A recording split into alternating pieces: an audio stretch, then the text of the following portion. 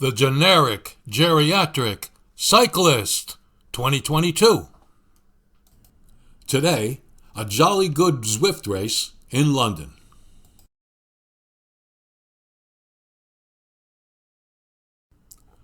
This doesn't look good for me.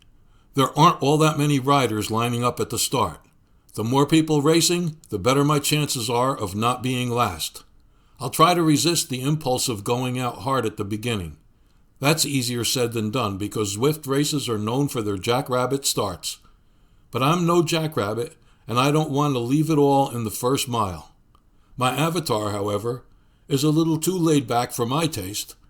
Just seconds into the race, and he decides to grab a drink of water.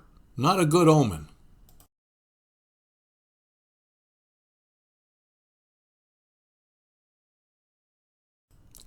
The weather is beautiful today, but I can't ride outside. We're selling our house, and I have to be finished with riding, shower, and be gone from the house by the time prospective buyers start coming later this morning.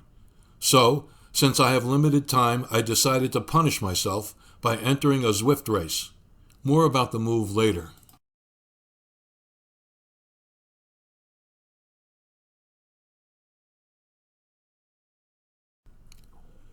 Today's event was called the Team KST, Le Roulet Race in London. I have no idea what any of that means. But as usual, I'll be competing in the D group consisting of riders who average between 1 and 2.5 watts to kilogram. That translates into basic English as the slow group. It was 12 miles long on the London Figure 8, a route that I've only ridden once before, and I don't remember where it goes. Hopefully it doesn't go up to Box Hill. My race day strategy, such as it is my usual one. Try not to come in last. I've settled into 42nd place out of 55 riders.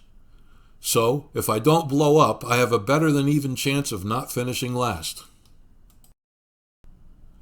As is usual when I race on Zwift, I'm not with a group.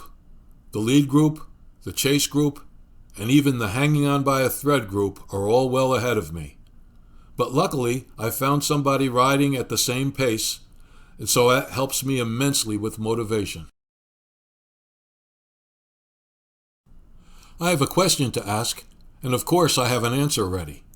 Does it make sense for a non-competitive, over-the-hill cyclist to compete in Zwift races? Of course it does. You can get a great workout in a relatively little time, and have some fun in the process. And you know what they say, time flies when you're having fun. They also say, or at least they should say, that time rarely flies when you're doing intervals. So why not race? Uh-oh, my worst fear has come true. Box Hill is on the route. It's bad enough to do this 3-mile climb, but to do it with the pressure of a race is even worse. It usually takes me a few seconds over 14 minutes to climb Box Hill.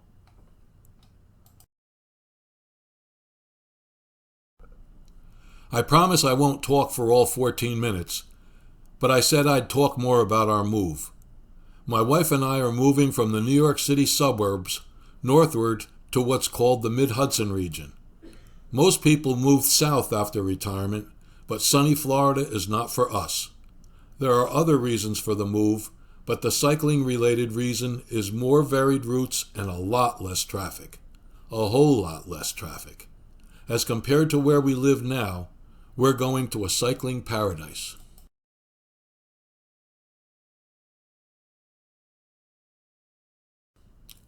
Well, today I did my personal best on Box Hill.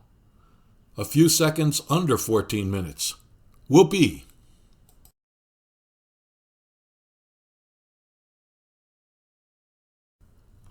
There's one more barrier after Box Hill, the dreaded 15% climb in the underground station.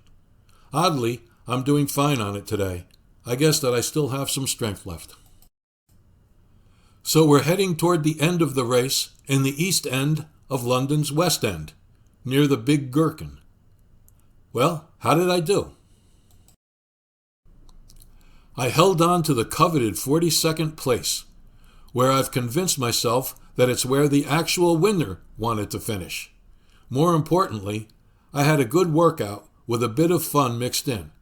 So if you're in your 70s or at any other age and you know you'll never win a race on Zwift, my advice is to race anyway. It's